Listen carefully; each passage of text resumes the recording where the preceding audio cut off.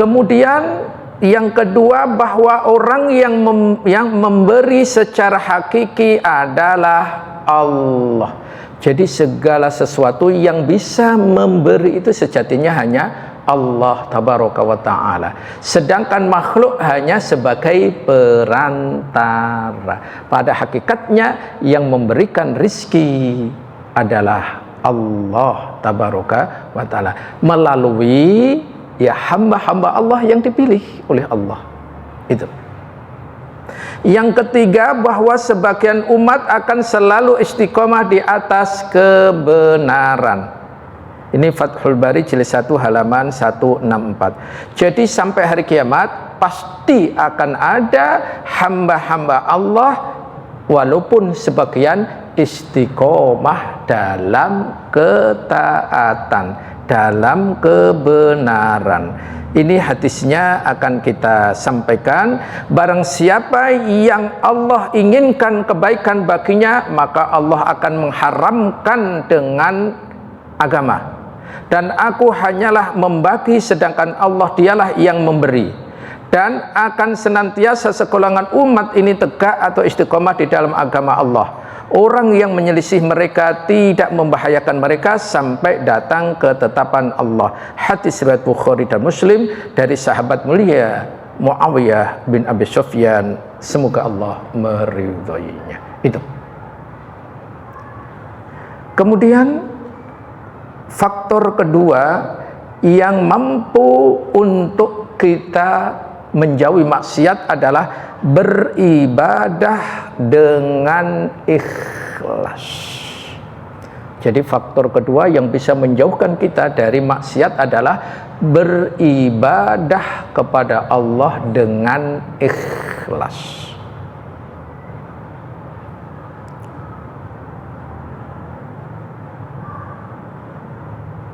Ikhlas itu seperti apa? Gambarannya saya akan kasihkan gambaran. Syaitan, silahkan dibuka dulu. Syaitan berjanji akan menggoda manusia kecuali yang nggak bisa digoda adalah mukhlis.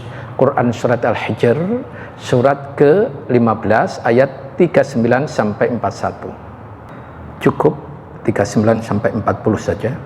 Baik, mari kita perhatikan. Iblis telah berjanji di hadapan Allah Rabbul Jalil ketika ia dilaknat oleh Allah.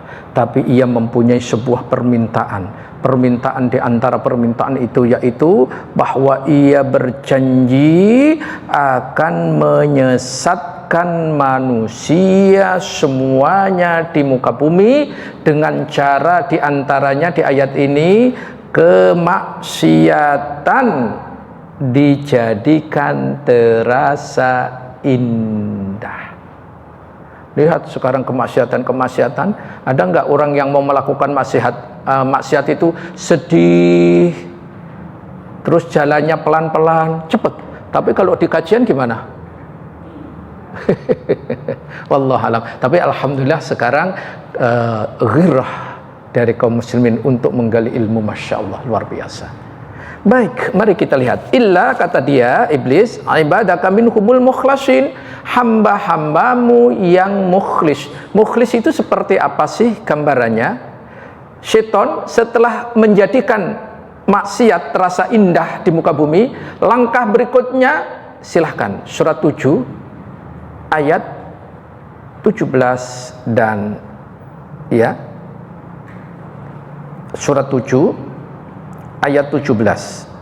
Kemudian pasti aku akan mendatangi mereka dari depan, dari belakang, dari kanan dan dari kiri mereka, dan engkau tidak akan mendapati kebanyakan mereka bersyukur. Iya, jadi syaitan berjanji langkah berikutnya akan mendatangi manusia dari mana? Dari depan, dari belakang, dari kanan, dari kiri. Jadi kalau begitu manusia itu sudah dalam kotaknya iblis. Jamaah faham mana yang enggak dijaga oleh iblis? Atas.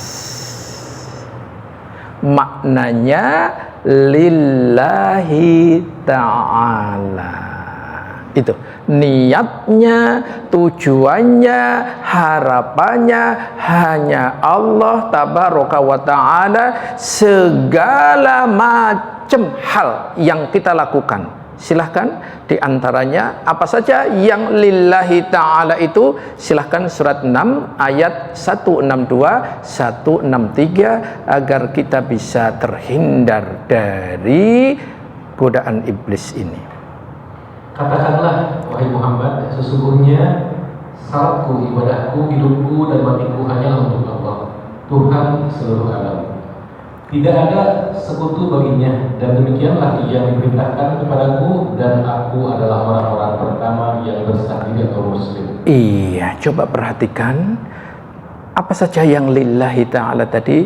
Inna sholati, solatku, wa nusuki, sesembahanku atau seluruh ibadahku atau sembelihan-sembelihanku lillahi ta'ala, wa mahyaya, bahkan hidupku, wa mamati, dan matiku lillahi rabbil alamin, teruntuk Rabb pengatur alam semesta ini semata. Bahkan di ayat 163-nya dilanjutkan, la syarikalah, kita berjanji ya Allah, hamba tidak akan menyekutukan kepadamu dengan apapun, meskipun dengan niatnya segala sesuatu jangan selain Allah, niatkan karena Allah. Itu Masya Allah. Baik, ini poin kedua. Kemudian saya akan sampaikan ya salah satu pernyataan yang sangat bagus ulama kita, yakni Syekhul Islam Ibnu Taimiyah rahimahullah dalam kitabnya Al-Fatawa jilid 10 halaman 636.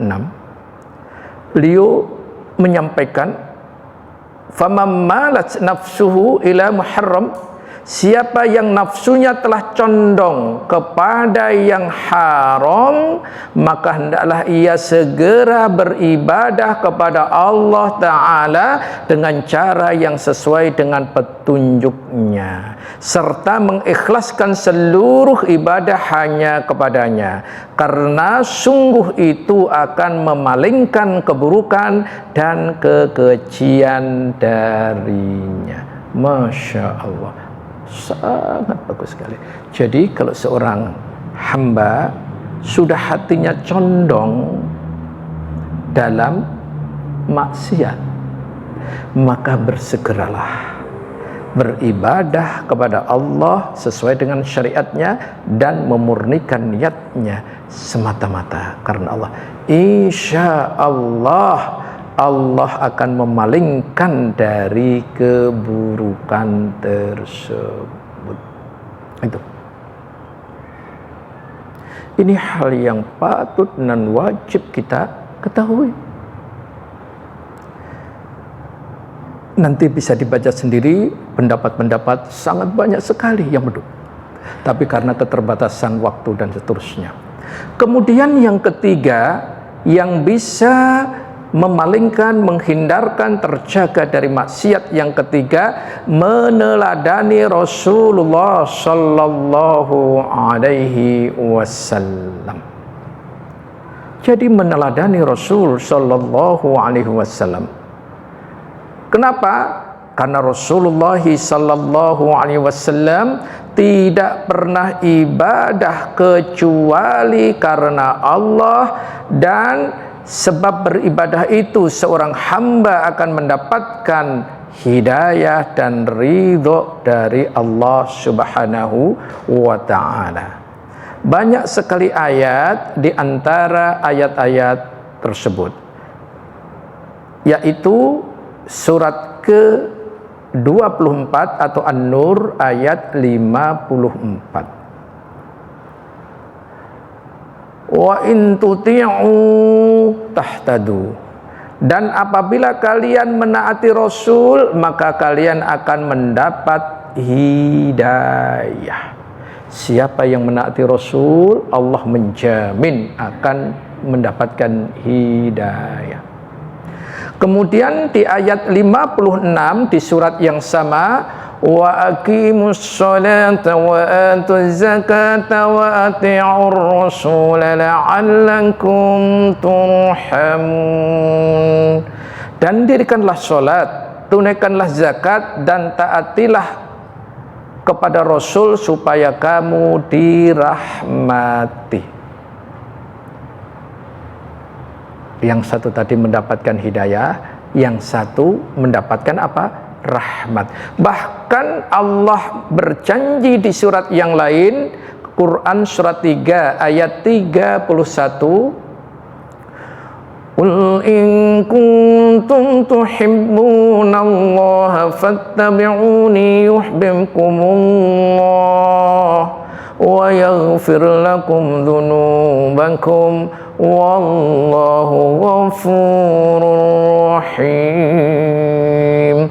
Katakanlah, jika kamu benar-benar mencintai Allah, ikutilah aku atau Rasul, niscaya Allah mencintai dan mengampuni dosa-dosamu. Allah Maha Pengampun lagi Maha Penyayang. Sedangkan di Quran surat 3 ayat 31 akan mendapatkan cinta dari Allah dan pengampunan darinya. Ini kalau kita meneladani Rasul. Jadi di ayat 54 akan mendapatkan hidayah. Di 56 akan mendapatkan rahmat dari surat An-Nur tadi. Kemudian surat 3 ayat 31 akan mendapatkan cinta dan ampunan dari Allah Subhanahu wa ta'ala. Siapa orang yang paling bahagia? Kalau mendapatkan hidayah, rahmat, cinta, dan ampunan Allah Subhanahu wa ta'ala. Caranya gimana untuk mendapatkan apa tadi? Meneladani Rasulullah sallallahu alaihi wasallam. Masya Allah. Kemudian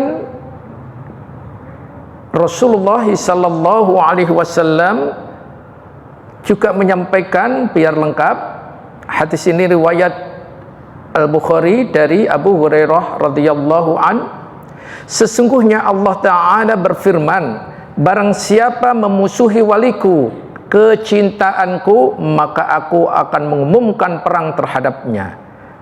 Dan tidaklah hambaku mendekatkan diri kepadaku dengan suatu ibadah yang lebih aku cintai daripada ibadah yang aku wajibkan atasnya, dan tidak henti-hentinya seorang hamba mendekatkan diri kepadaku dengan sunnah-sunnah hingga aku mencintainya. Maka apabila aku mencintainya, akulah pendengarannya yang ia gunakan untuk mendengar, akulah penglihatannya yang digunakan untuk melihat, akulah tangannya yang digunakan untuk memegang, akulah kakinya yang ia gunakan untuk melangkah. Apabila ia meminta, niscaya aku akan mengabulkannya, dan apabila memohon perlindungan, niscaya aku melindunginya. Masya Allah. Ini kalau orang itu sudah mendapatkan cinta Allah tabaraka wa ta'ala. Masya Allah. Kemudian Syekh Ibnu Al-Utsaimin rahimahullah di dalam kitab Syarhul Arba'in An-Nawawiyah halaman 377 beliau memberikan penjelasan lagi. Jadi Al-Qur'annya ada, hadisnya ada, penjelasan ulamanya ada. Apa Syekhul Islam berkata? Maknanya sungguh Allah akan senantiasa meluruskan pada pendengarannya, penglihatannya, tangannya, dan kakinya, sehingga makna hadis ini Allah akan memberikan hidayah taufik kepada orang tersebut dalam pendengaran, penglihatan, langkah kaki, dan gerak tangannya, sehingga terhindar dari maksiat. Itu karena kalau Allah tabaraka wa ta'ala sudah membimbingnya seluruh anggota tubuhnya ke jalan yang lurus, insya Allah hatinya juga akan lurus. Allahu Akbar. Inilah 3 langkah agar kita bisa menjauhi maksiat, karena maksiat tadi adalah salah satu yang membuat Allah murka. Kemudian ada contoh yang sangat apik sekali, ya. Bisa di-share, Bu Dokter? Iya. Untuk yang kedua, ini ada, kalau masih pengen lagi maksiat, tolong dengarkan kisah ini. Kisah ini kisah yang begitu fenomenal dari seorang hamba yang diminta untuk memberikan nasihat. Ini diterjemahkan oleh Abu Abdullah Ad-Darimi MA dari kitab At-Tawwabin karya Al-Muwaffaq Ibnu Qudamah Al-Maqdisi halaman 285 sampai 286. Kisahnya demikian. Ini kalau masih ingin bermaksiat, nanti tolong dengarkan ini. Mari kita perhatikan kisahnya. Suatu ketika seorang laki-laki mendatangi Ibrahim bin Adham atau Azam. Ia menyampaikan, nama lain Abu Ishaq, nama lain dari seorang ulama ini tadi. Sungguh aku ini orang yang terlalu menuruti hawa nafsuku, maka aku mohon berikan aku nasihat yang dapat mencegah dan menyelamatkan hatiku. Jadi ada orang yang hobinya melakukan kemaksiatan, namun dia sulit sekali untuk meninggalkan maksiat tersebut.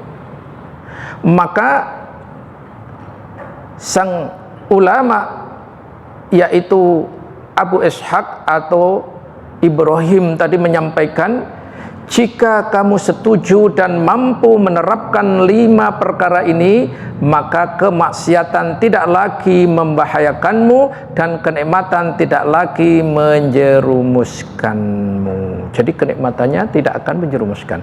Apa itu 5? Lalu laki-laki tadi mengatakan, wahai Abu Ishaq, sebutkan 5 perkara tersebut.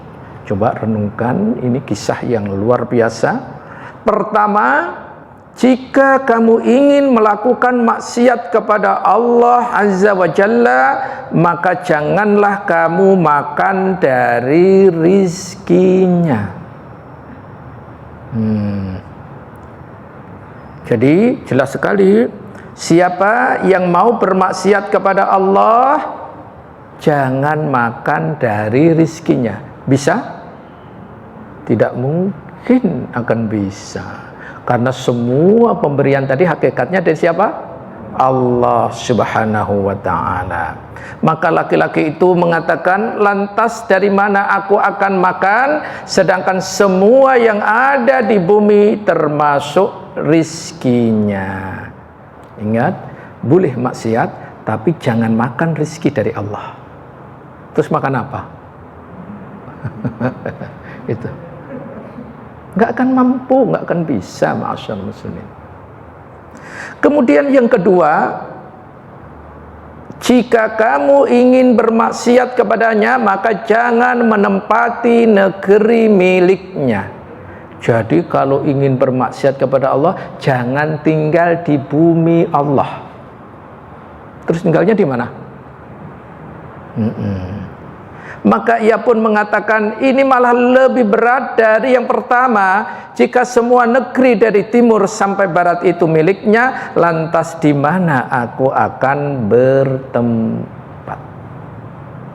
Maka Ibrahim sang ulama mengatakan, jika demikian, apakah pantas kamu makan dari rizkinya dan menempati negeri miliknya, lalu kamu melakukan maksiat kepadanya? Kemudian laki-laki sebutkan yang ketiga. Maka sang ulama mengatakan, jika kamu ingin bermaksiat kepadanya sedangkan kamu mendapat rezeki darinya dan menempati miliknya, maka carilah tempat yang tidak bisa dilihat olehnya, dan disitulah kamu melakukan maksiat. Mana suatu tempat yang enggak dilihat oleh Allah? Itu. Maka laki-laki itu pun mengatakan, wahai Ibrahim, bagaimana ini mungkin sedangkan dia bisa melihat apapun yang tersembunyi. Jika demikian, kata ulama tersebut, apakah pantas kamu makan dari rizkinya, menempati negeri miliknya, kemudian kamu melakukan maksiat kepadanya padahal dia melihatmu dan semua gerak-gerikmu. Kemudian ia meminta yang keempat. Maka sang ulama mengatakan yang keempat. Apa itu?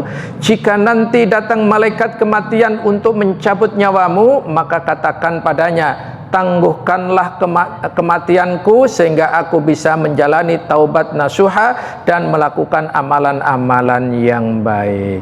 Yang keempat, jadi kalau ada malaikat Israel datang untuk mencabut nyawa, ya, tunggu dulu, aku taubat dulu. Bisakah gitu?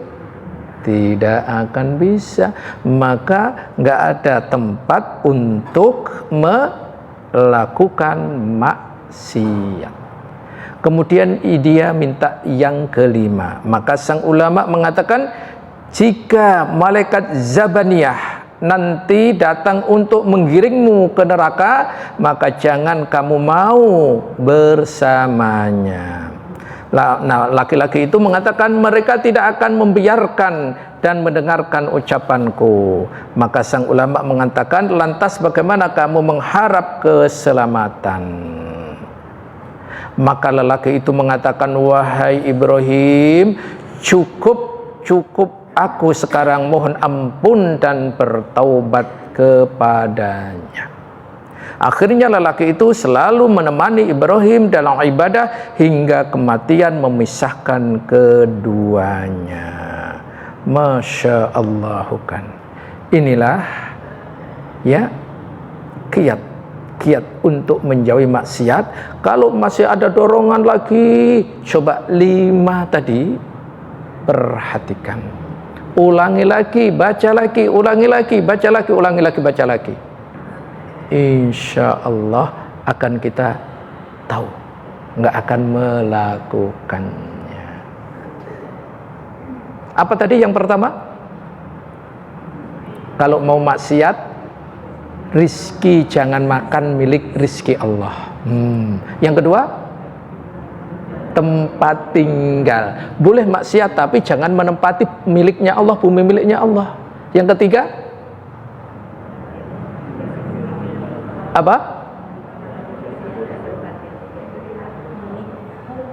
Ngumpet, ya, bahasa kitanya ngumpet. Boleh maksiat kepada Allah tapi jangan sampai Allah tahu. Lalu terus gimana?